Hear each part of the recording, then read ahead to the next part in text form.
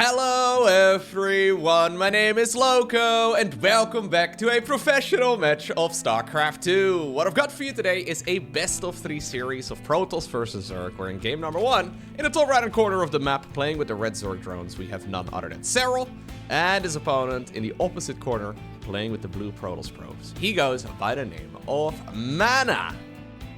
Now, up until very recently, I would be favoring Serral, like no disrespect at all to Mana, but I would be favoring Serral probably 100 out of 100 games.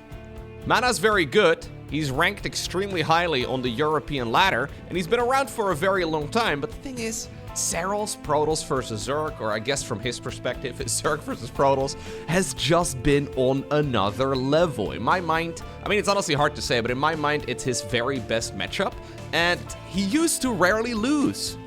As of, well, the new multiplayer balance patch, really, I guess it took a little bit of time for Protoss players to really get the hang of it, he is struggling a lot more.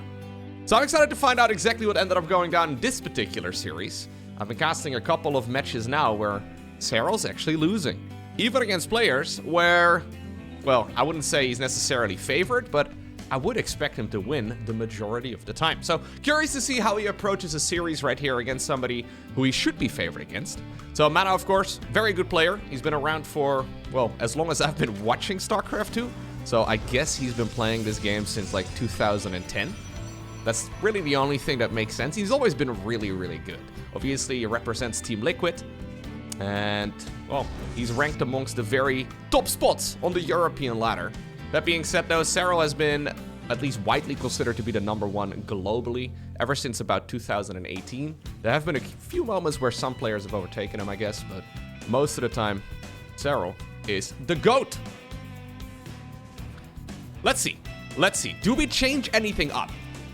We have seen a lot of Zerg players find success in this matchup, but the vast majority of those wins seem to come in the maybe the early game and the mid game. The late game seems to be exactly what Protoss players are usually aiming for. They can go for some early and mid game aggression, some Oracle into Blink Stalker, but oftentimes it does seem to be a really good time to be a late game Protoss player in this multiplayer balance patch. So I think it'll be very much so up to Serral to try and end this type of game early, or at the very least before it goes the real distance. And that's exactly what Serral usually didn't do. Serral was very much so always a, I'm gonna just absorb every attack and then overwhelm you in the late game type of player. And now that playstyle just doesn't really work very well anymore. Target opener here for Mana. Nothing out of the ordinary here. He's gone for an Adept. Nothing out of the ordinary there. We're gonna follow it up with a Stalker, and guess what? Also, nothing out of the ordinary. He did go for the pylon over here in the choke point. Gonna be able to complete this with another gateway. We'll have to see whether or not he plants down the gateway first or the third nexus. It is gonna be an oracle into what will probably be another oracle into what should be another oracle. Although we have seen a bit of variety as far as that goes. Sometimes there's a void right now, but this is the stock standard approach for Protoss. Serral already scouting here with a Zergling. Normal timing of this base is, well, right about right now. Not gonna happen. Yeah, a little bit annoying. Stalker is gonna have to switch. But this is a really nice and early third nexus here for Mana. And now he finishes the wall off. This is one of those plays that can be a little bit risky, but most of the time you should be able to get away with it. The problem is that if Zerg, of course, would make a big round of links at this point in time, you would never be able to keep the third base alive. So that's also why this Oracle decides to chill for a little bit. It got some of the additional energy from Nexus, but it's gonna hang out over here on the high ground for a bit just to see if Serral responded to seeing the timing of this third Nexus by making a lot of Zerglings. Not the case, it seems.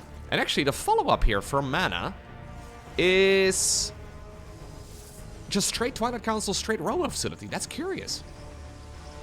Yeah, we're gonna go straight into additional gateways here. So Mana has got a bit of a trick up his sleeve. Generally speaking, this is the most expensive Oracle I've seen in a while.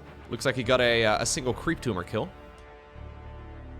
It's just a single Oracle, and then straight into tech. I'm assuming we're gonna go into Glaives, or maybe Dark Shrine? Like, with... Oh, Templar Archives, okay. We could go into Charge, or maybe do like an Archon Zealot push, if that's where you're aiming for. You can also just do some... well, some good old juggling, I suppose, with some Archons. Really the only thing that makes sense here. Obviously, in order to go for a Templar Archives, you have to go into a Twilight Council first. This is a little bit risky, though, for mana. A little bit dangerous for sure, because it means that he's not going to be able to really get much damage done. Serral is already, well, taking this approach very nicely. He's already up to 60 workers now with these additional ones finishing up. That is close to 3-base saturation. And yeah, we do get some really quick High Templar.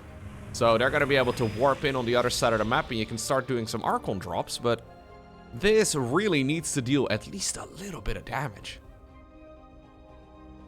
So why did we go 5 gates? Oh, I thought we added on another... Ah, that was the Robo facility. That's what's tripping me up here. I thought this was a gateway going down, but it was a Robo facility earlier. He was finishing the wall off using the Robo rather than a second gateway. I'm so used to seeing a second gateway going down there that I thought it was going to be one of those as well. Doesn't really make sense to go for an Archon drop with 5 gates. Oh, keep that around. Nice pickup. Archons, of course. 95% shields. Serral now, upon realizing that this is not going to be continued Stargate play, he decides to go straight into a Spire. Okay, so some Muta possibilities here for Serral. No Hive or anything along those lines coming up yet. No Hydras, no nothing. It's gonna be Roaches and Mutalisks. Curious to see how committed he will really be to playing Mutas. In my mind, there's about 2 approaches. Generally speaking, you can go for either like one large influx of Mutalisks, so you make like 10 of them at most. That's it, and then you transition away from it. Or you play Mutas into Mutas into Mutas into Mutas into Mutas. Right, it's that build order that we have seen quite a bit from, for example, the Darks of this world. Storm on the back of this, though, together with Charge. Mana is ready to be at least having the possibility to go for aggression. Obviously, though, one of the issues here that he will run into is that he will really only have Archons and High Templar for anti-air. And in a straight-up fight, they will certainly win against Mutas, but obviously not the most reliable choice against one of the fastest-moving units in the entire game. If Serral doesn't want to fight the Archons, if he doesn't want to fight the Templar, assuming he pays attention, he can just flap his little wings and move somewhere else. So 8 Mutas coming up, no +1 on the production tab. I think he'll probably go back down to Roaches then. It is the less crazy of the options. You never really know, right? If there's like additional Phoenix production or whether or not you've been spotted. Roaches are being a bit annoying. Yeah, I don't mind this opener here for mana, but it really does... Oh, don't lose the Archons. Nice pickup. It really does mean that Zerg gets to do whatever they please. Phoenix starts up, that's good. We have a couple of photon cannons building as well. Mana actually building 6 photons. I don't know if he saw the Mutalisks. He must have had a glimpse of it, or at the very least he's smelling them. They have a very distinct odor. They smell like cheese. Yeah. Anyways. This is a good timing. Yep, Stalkers in the main base. Phoenix is gonna finish up. Archons are being juggled around. Expertly managed right here by Mana. Lovely work. Careful though with that prism. You don't want to lose. You don't want to lose those units. Yeah, those Mutas got very little done. Hold position as well on the Zealot. Nicely tucked away 3rd base. We've got some stasis here. A lot of storm energy. This is looking mighty fine right here for the Polish Protoss. Can't complain. 2nd Stargate goes down. We do have a Hive, by the way, together with a Lurker Den, so Serral is ready to make the transition. Cancel the Nexus, please. He does. Last possible second. Okay. Dude, Mana's playing really well. We've just seen so many games where people go up against Serral and they just look like they're intimidated the entire time and they just kind of start, you know, making mistakes and it just looks a bit sloppy. This is Mana cruising along. By no means a game, though, where I'm considering there's a major advantage for him. His economy is decent, his tech is looking pretty good, but I would still be favoring this slightly for Serral. But we are now getting to that point where we're doing the mid to late game transition. I would also say, though, that this is usually the one point in this particular matchup where Protoss seems to struggle the most. When they've made that investment into additional upgrades and they're going up towards the Skytles late game and they want to make the Mama ship and they build up that 4th Nexus, right? Like, this is the moment where they're investing lots of stuff on infrastructure. And it takes a little while before this really pays for itself. Zerg tends to actually find quite a bit of value at this moment in the game. So I think the next minute or two are going to be do or die for Mana. He's using this, though, as an opportunity to attack, which I actually quite like. Sometimes the best defense is the offense. He does not want to be dealing with that Zerg army at home right now. Looks like Serral, though, has split up his units. Lurker set up over here. He is going to be able to get a hatchery kill, but it looks like it's going to come at the cost of a Nexus. No cancel on that Nexus. Already, we have a Spinecrawler Forest grown right here by Serral, who's on 4 bases this entire time, whilst Mana just lost his 4th. Obviously, it wasn't up and running yet, but I think this is not a terrible trait right here for the Zerg. Templar. Ooh, storming yourself is an acquired taste. I mean, we had to do something. Yeah. It's a little awkward. It's a little bit awkward. I think the units that were facing that Spinecrawler Forest should have turned back around immediately. Serral now trading out the roaches. This is that point in the game where Zerg generally wants to get rid of their roaches anyway. Oftentimes we see the Zerg units just sort of getting donated at that point to replace them with better troops. So yeah, to see him go and get that much value out of it, it means that he's going to get more lurkers and potentially then also additional Brute Lords. Now, this is not a game where you really want to be making Brute Lords. Not at least for another little while.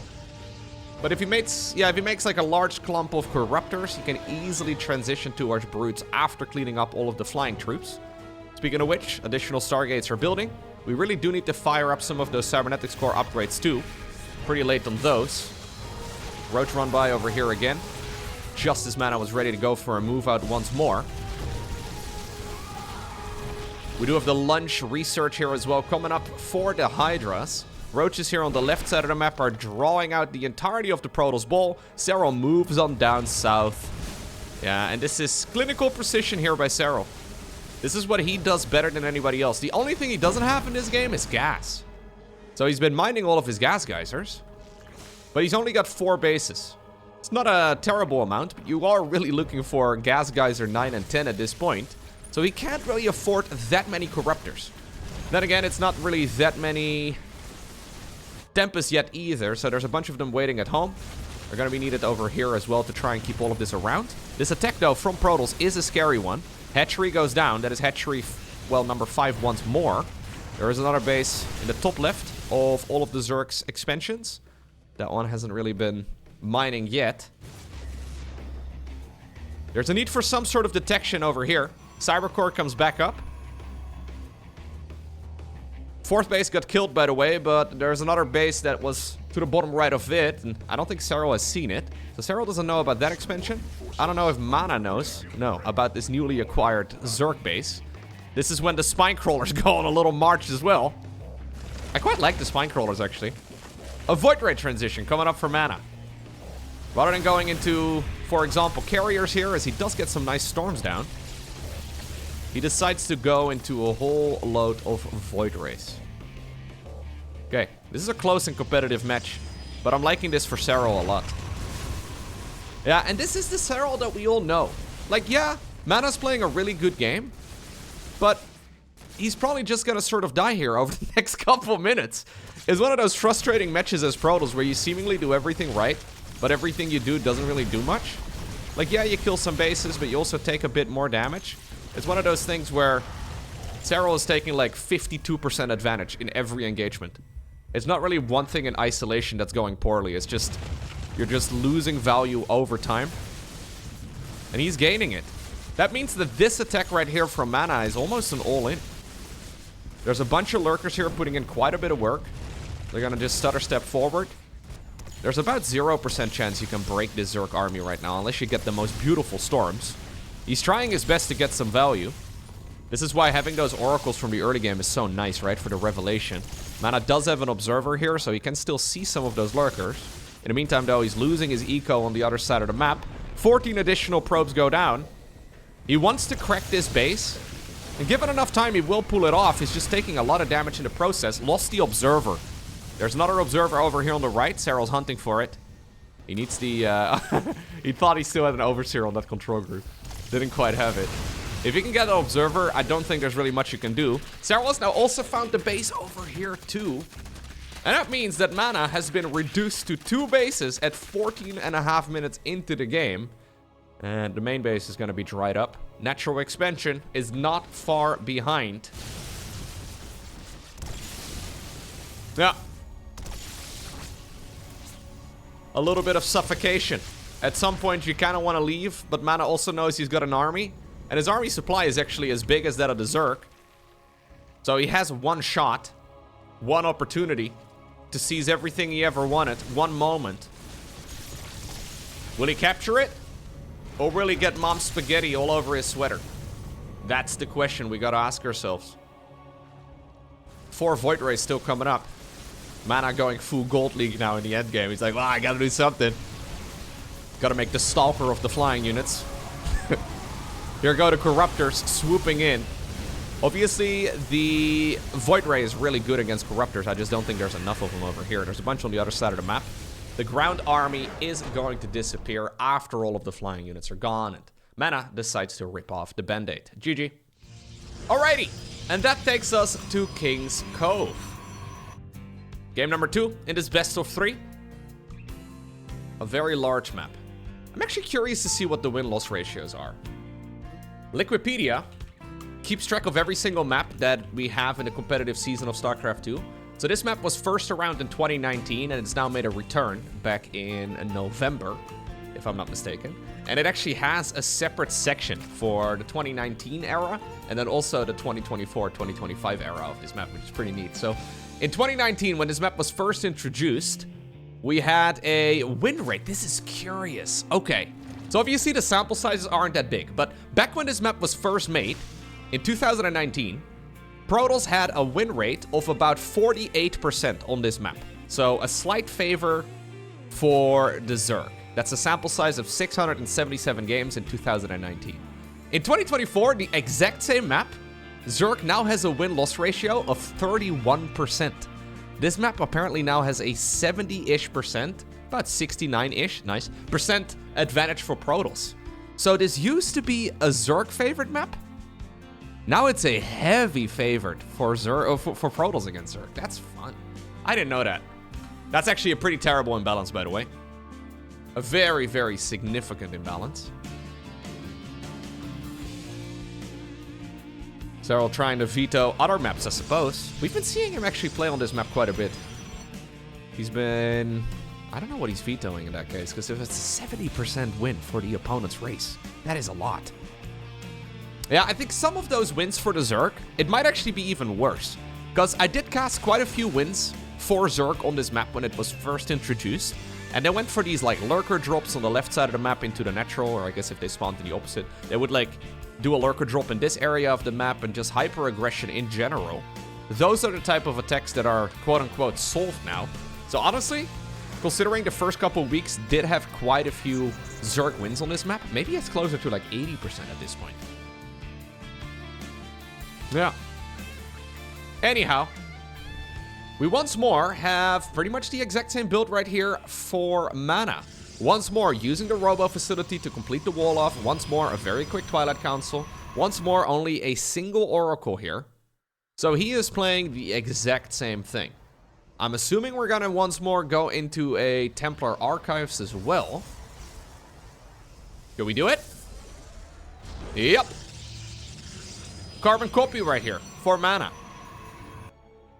A little greedy, but apparently this is what he likes. Interesting though, because I've been seeing a lot of games from, for example, Hero, for example, MaxSpecs. I don't recall them playing something like this at all. I consider them to be the highest ranked players on the planet when it comes to playing Protoss. Mana apparently finding his own flavor. Very nice. Hey, by the way, I will be uploading this video on the YouTubes, I think probably tomorrow or the day after. Can you do me a favor and hit the like button down below? I don't generally ask this. This month, I'm trying out a lot of different things on the YouTube channel. As you may have noticed, I've been streaming on YouTube. I've been posting YouTube shorts as well. And I have seen a very significant increase in the amount of people that have been watching, which is amazing. I'm trying out a bunch of different things. I wonder how much me being the annoying YouTuber asking for likes has an impact on, you know, the actual outcome of a video and how well a video like that performs. I don't really want to be that guy, but if you could do me a favor, I am curious how much of an effect it has. Thank you. All right, Archon Droggling has begun. Serral has decided to go for the central base over here on the low ground. Yeah. I'm interested as to why Mana is not going Oracles more heavily. Careful. My god, dude. He cuts it so close with the pickups. In my mind, if I had to make like a StarCraft 2 unit tier list, I would be considering the Oracle an S tier unit. This, in my mind, is the best Protoss unit in the game. Now, closely followed, I guess, with the War Prism. I think the War Prism is really good. Maybe not as good as it once used to be, but I believe the Oracle is the best unit with the most utility and harassment options in the entire Protoss arsenal. I don't think there's even anything really remotely close. So, yeah, he's making one of each. One Immortal, one Adept, one Stalker, one Prism, one Oracle. And then we're going to go into a bunch more Archons. This kind of reminds me, like, imagine you're playing, I don't know, imagine you play Zerg and you just refuse to make roaches. It's that core of a unit to me. Like, you make one roach and that's it. He makes one Oracle just to make sure that he can secure that third Nexus every time. But he's not actually getting really any eco damage done. You know what? He may be onto something. Yeah, obviously it means that that Oracle is real expensive. Because, well, you had to pay for the Stargate as well. But Zerg is kind of forced to respect a potential mass Oracle style, or at the very least like 2 to 3 Oracles. So they have to make at least 2 Spore Crawlers. Most players will opt to go for 3. Serral apparently skipping the one over at the third base. A little greedy by him. That alone already may justify some of it. And of course, with the new multiplayer balance patch, since the Queens are a bit more expensive, it's already almost securing a couple additional worker kills in the early game. Because this is still 5 Queens. I mean, it's not that much. We may see a couple more in a moment, but that's effectively like 2.5 drones right there, right? As far as additional cost goes. I've got to subtract the cost of the hatchery, but long story short, I guess you don't really need to deal as much damage as a Protoss player in the early game to be even with Zerg. Not exactly sure as to the reasoning, but I can kind of, yeah, I can kind of see what Mana is trying to do. I just don't know if I like it. Because this is leaving so much control in the hands of the Zerg. Okay. Serral already at Hive. Already going for the nanomuscular swell research. There you go. If you didn't hit the like button already, I feel like me knowing the upgrade name. Shoot from it, right? Like that's why you guys watch. Because I know the upgrade names of most things. Seismic Spines. PP, sorry. Referee, sorry. I'm curious. Thanks, go. 3, 2, 1. 5. It's one of those situations where only the referee can unpause. That awkward moment where you want to continue onwards with the game, you do the countdown, and then you find out you can't. Only refs can unpause. Fleet Beacon coming up right now. Serral going for that play we've seen him going for a bunch as of late. So we're going Mass Overlord into Nidus Network. It's a neat play. If you can pull it off, it's really cool. Because you can effectively drop units inside of your opponent's bases and then obviously put down a Nidus Network too to either send the units that you're dropping back home or to at the very least do a lot of multi-pronged aggression. Heavy mobility here for Serral. Not much focus on late game yet. Oh, there's that nanomuscular lunge coming in. That is going to cost those immortals dearly. 2 of them not so immortal after all. +1 air weapons coming up right now though for Mana. Who's just adding on more and more Archons.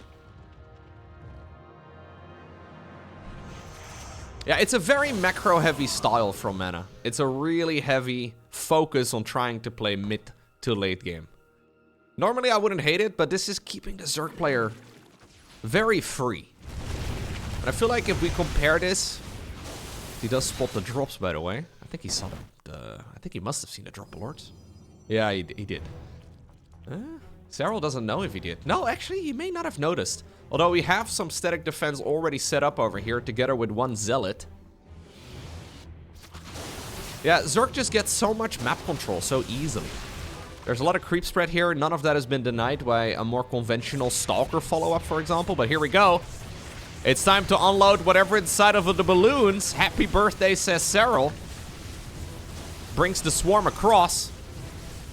Except for 1 Hydra. 1 Hydra is still inside of that Overlord. Greater Spire together with an Ultra Cavern. Mama Ship on the production tab too.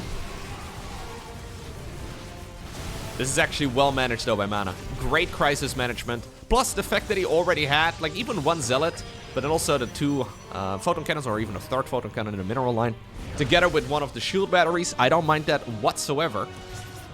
Serral now going Ultras and Brute Lords, it seems. I think both of those units are a mistake. I don't really like either of them very much. I've yet to see a game where it's a good idea. We've seen a lot of random High Templar going down, and I think we're going to see a couple of Immortals and a bunch of Archons also fall here. Hydras alone are going to be able to clean this up with relative ease. It is 22 drones though, and the remainder of the Protoss army is just moving straight through the middle of the map. Drones are being remade, but maybe just hit the base? Yeah, if you actually target fire this base down, I don't mind this right here at all for Mana. Okay, maybe he's not going to be able to target the expansion, although here's the Mama Ship coming up. The Mana Ship. Okay, sorry. Mama Ship is here. And indeed, she is going to help out. Cloak the entire Protoss army underneath and kill another base. Lovely movement here by Mana. I thought it was going nowhere initially, but the trades have been very effective. Some good forward thinking right here by Mana. Yeah, Serral going Greater Spire and Ultra Cavern. Jokes aside, I feel like every game I've seen Ultras, unless Zerg is like massively ahead, they're just a unit that you can throw the game with. And the same honestly goes for the Greater Spire. We did see a Greater Spire in the previous game. I don't know if we saw any Brood Lords, but just a very mediocre structure to have in general. I guess Serral just sort of made it because he probably needs Corruptors at some point, and he can kind of just pull it off at some... But it's not free. And if you look at the resources right now that Serral has in the bank, not much. Mana has more workers, more upgrades, more everything. Great splitting as well of the units here. I love seeing that. Ever since motherships can't be abducted anymore, Protoss players have been feeling invincible with it. It's so cool to see. So now, the finisher is finding himself in a spot where he kind of needs to make a big round of Corruptors, but he also can't afford making a big round of Corruptors. So you're kind of making a bunch of Hydras instead. And while technically Hydras are an anti-air unit, they're really quite bad at shooting up. Like, the mothership should be able to stay alive pretty easily, all on its own. And obviously, there's High Templar and everything else as well, to just keep any Hydras at bay. So with decent control, the mothership should not really be killable. Meaning that you need Corruptors, but he can't really afford Corruptors. Additional Zealots coming in right now. There is a counterattack as well by Serral in the meantime on the other side of the map. Going after that lifeline of the Protoss. That expansion's really quite important.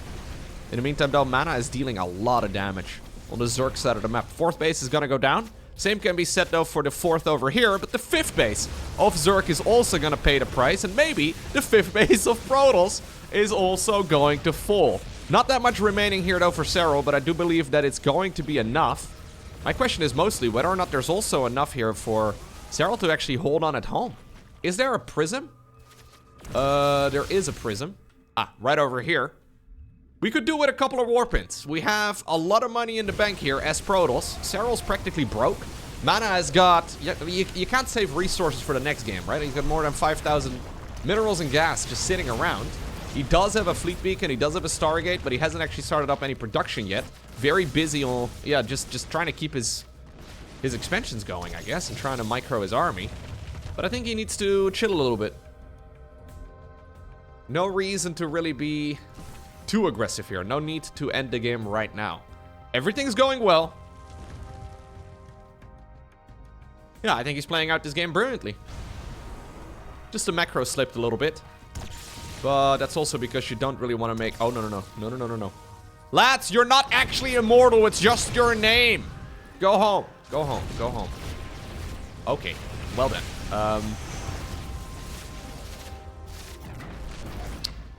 Okay. Yeah, Mana's strategically playing well. I think the execution is not quite as clean as we would like to see it. I've now seen Mana give away maybe like 5 or 6 High Templar, like 4 or so Immortals falling as well, quite unnecessarily. Obviously, Zerg is not controlling things perfectly either, but those are units that are pretty difficult to replace. High Templar and Immortals are real expensive. Yeah, Serral's struggling, though. And this is that point in the game where Serral historically has always been just very strong. But I think he's finding himself in just too inefficient a trait. Like, he made the Greater Spire, he made the Ultra Cavern, but both of them are just not a good choice. So what do? You just kind of play more mid-game. But this is now a mid-game Zerg army against a proper late-game Protoss army. A very complex, very well-rounded Protoss force. It could be even better, though, with a bunch of carriers in the mix. I don't know why Mana is refusing to max out. Maybe he just wants to have enough warpins available so he can also deal with, like, another one of those, I don't know, like a lurker run-by. Obviously, he doesn't know whether or not there's more random units all over the map. Yeah. Keep some supply in the bag so you can actually get it going. I do like the addition of a few of those Vipers. Keep in mind, though, that now that Mana has seen them, he should be able to also easily get rid of them. Feedback. Feedback is such a pivotal weapon here. He's remaking the expansion. Same thing for Serral, trying to double expand again, and he already has the base in the middle done. Additional Tempest coming up. More abductions at the same time. Ooh, we do have some nice feedbacks too. 2 Tempests do end up falling. Yeah, Serral working some Serral magic here. He needed to get a little lucky. But those abductions have been gold. If we have a few queens remaining, okay, it's just one queen. Maybe pulling her to the front and transfusing those Vipers back up to full would not be a bad idea. Oh no. There's a hit squad to kill Brenda. Really?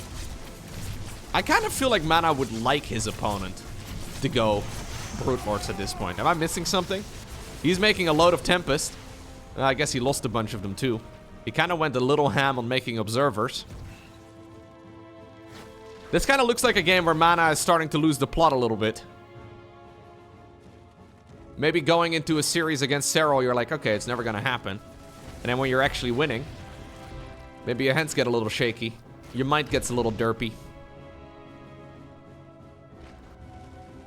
Yeah, I think Mana played a really good first 15 minutes. And he's still in a dominating position. But it is starting to slip through his fingers a little bit. I hope for his sake he can keep his cool. +3 coming up. +3 over here. We have additional armor upgrades. Shield upgrades, that is. Serral once more with that super obnoxious counter-attacking that he always does. Zealots over here get intercepted. Serral's such a monster, dude.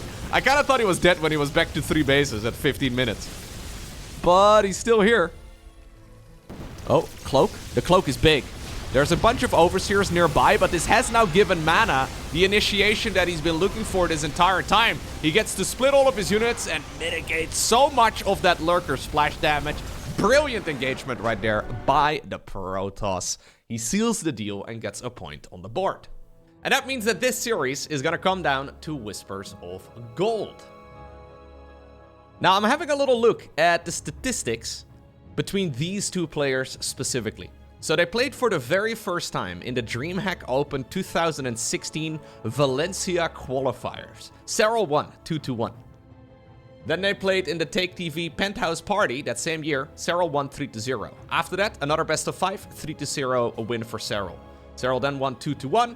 Next series 3-0. Next series after that 3-0. After that 1-0, 1-0, 1-0, 4-2, 3-0, 2-0, 3-1, 3-0, 3-1, 2-0, 1-0, 2-0, 2-0, 2-0. What I'm coming at is that ever since these two started playing against each other, Mana has never won a series.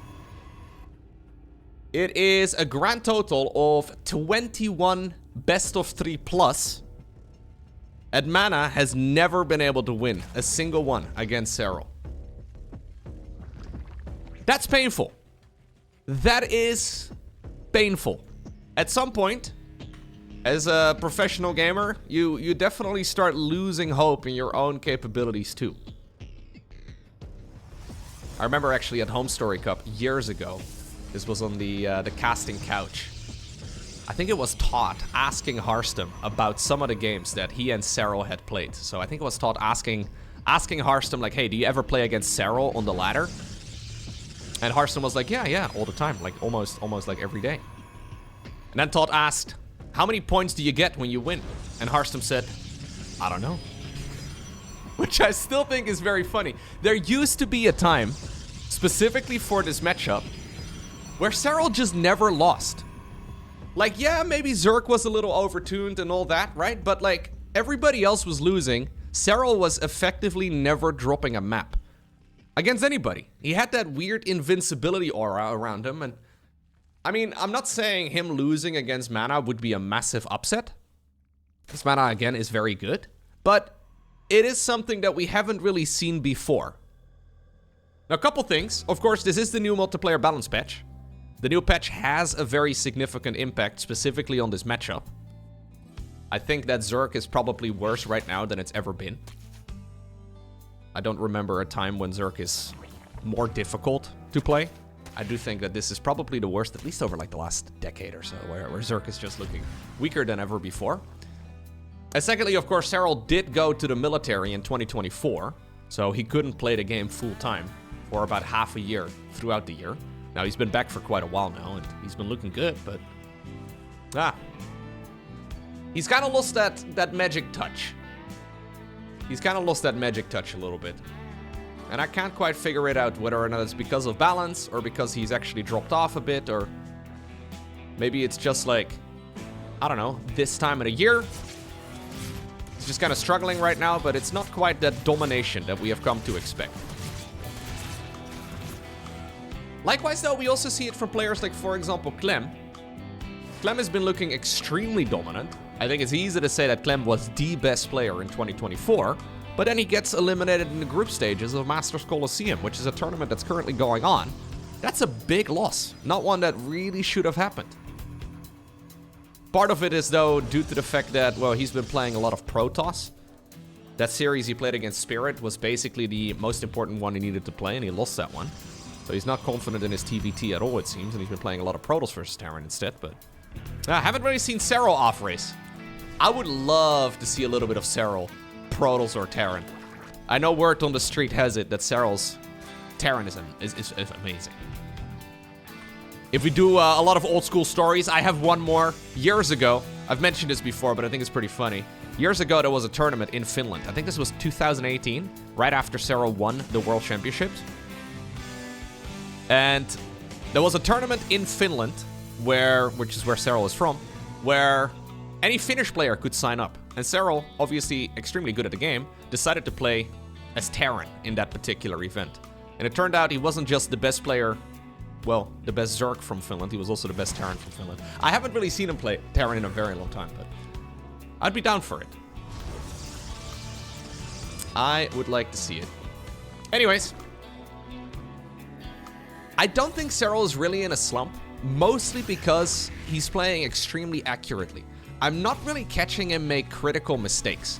I feel like in the past, whenever we have seen people get into a bit of a slump, we notice them getting supply blocked or making loads of errors. I'm not really seeing that from Serral. Like, mechanically, he seems to be as sharp as he's pretty much always been. Like, he always, like, we have a lot of those games where he, like, gets very far ahead, he climbs significantly ahead. Kind of like what he's doing right now. He's super far ahead at this point. Nothing's really happened yet. He's in a really comfortable spot. But then, he just sort of dies. Got quite close out the game, and then in the late game, it just sort of seems to slowly fizzle out. So anyways, I'm cheering for Mana here. Mostly because it's been almost a decade that these two first started playing. He's going for the same build again, by the way.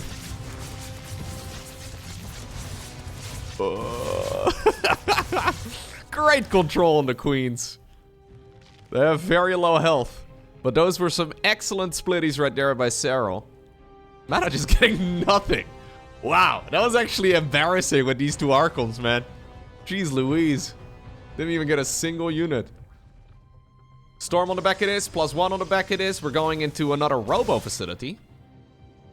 Second Robo going down. Okay. Storm also coming up.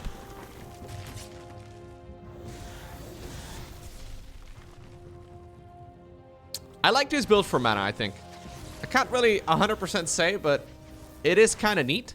I just think it becomes a little predictable. Next time that Serral and Mana face off against each other, I wouldn't be surprised if Serral starts hard countering some of this. There are some vulnerabilities, I believe, though, like especially the third base, because you only have a single Oracle. As soon as that first Oracle goes across the map, Serral could probably deal a lot of damage. Wouldn't be surprised if Serral decides to make a larger round of links in the next series that they play against one another, which would force Mana to adjust, because he's doing the exact same thing now. A couple games in a row, although I don't remember if he already had... Ooh, bit of a supply block.